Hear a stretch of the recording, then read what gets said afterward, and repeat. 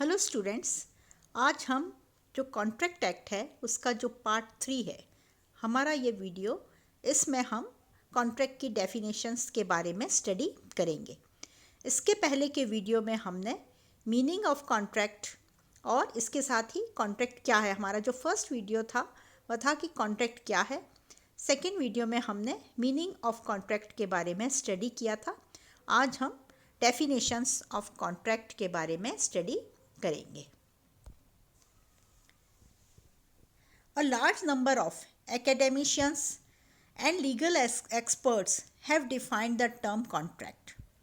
So, it would be proper to make a mention of some of the leading definitions. According to Salmon, a contract is an agreement creating and defining obligations between the parties. यानी कि ये जो definition दी गई है इसमें अनुबंध एक ऐसा ठहराव है जो पक्षकारों के मध्य दायित्व उत्पन्न करता है और उनकी व्याख्या करता है। इसी तरह से सर फ्रेडरिक पॉलॉक ने कहा है, every agreement and promise enforceable by law is a contract. Frederick Pollock ने बहुत ही संक्षिप्त परिभाषा दी है। उनके अनुसार प्रत्येक ठहराव तथा वचन जो राज नियम द्वारा प्रवर्तनीय होता है वह अनुबंध होता है। इसके अलावा भी बहुत से विद्वानों ने कॉन्ट्रैक्ट की अलग अलग डेफिनेशन दी हैं। यहाँ पर हम जो इंडियन कॉन्ट्रैक्ट एक्ट है उसमें दी गई परिभाषा के बारे में अध्ययन करेंगे। Indian contract act has defined contract in section 2H as an agreement enforceable by law.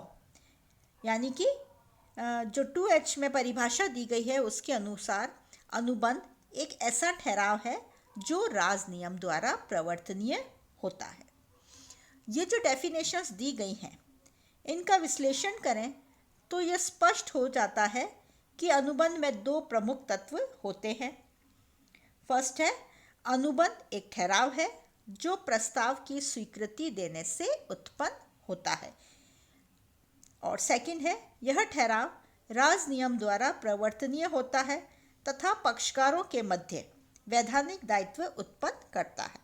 इसको हम इस रूप में भी कह सकते हैं कि ठहराव प्लस प्रवर्तनीयता इज इक्वल टू अनुबंध। किंतु अनुबंध के इसके अलावा भी बहुत से लक्षण होते हैं जिनमें इन परिभाषाओं में समावेश नहीं किया गया है। इसलिए हम इसकी और जो डिटेल है उन परिभाषाओं का भी अध्ययन करेंगे। Now, these definitions resolve themselves into two distinct parts.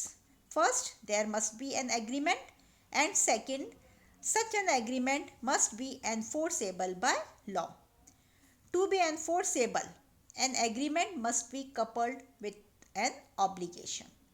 Now we can say a contract therefore is a combination of two elements, an agreement and obligation.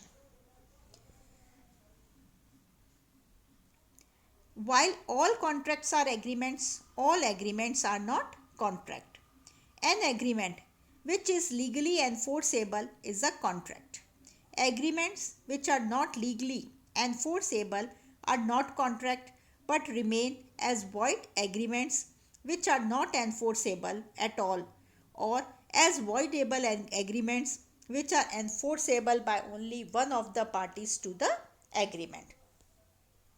Now, the above observations would raise a question in our minds as to what is the exact meaning of the word agreement and contract. For this, we will study in detail what is an agreement, what is a contract. Before it, we will study about what is offer, how a contract is made. We can say that a contract is made by offer plus acceptance.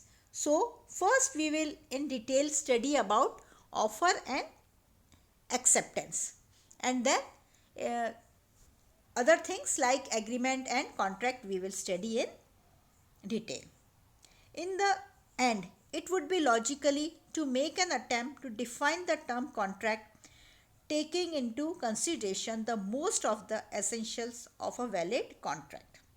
So, A contract is an agreement between competent parties with free concern upon a legal consideration and with a lawful object to do or to abstain from doing something which gives rise to legal obligations to the parties.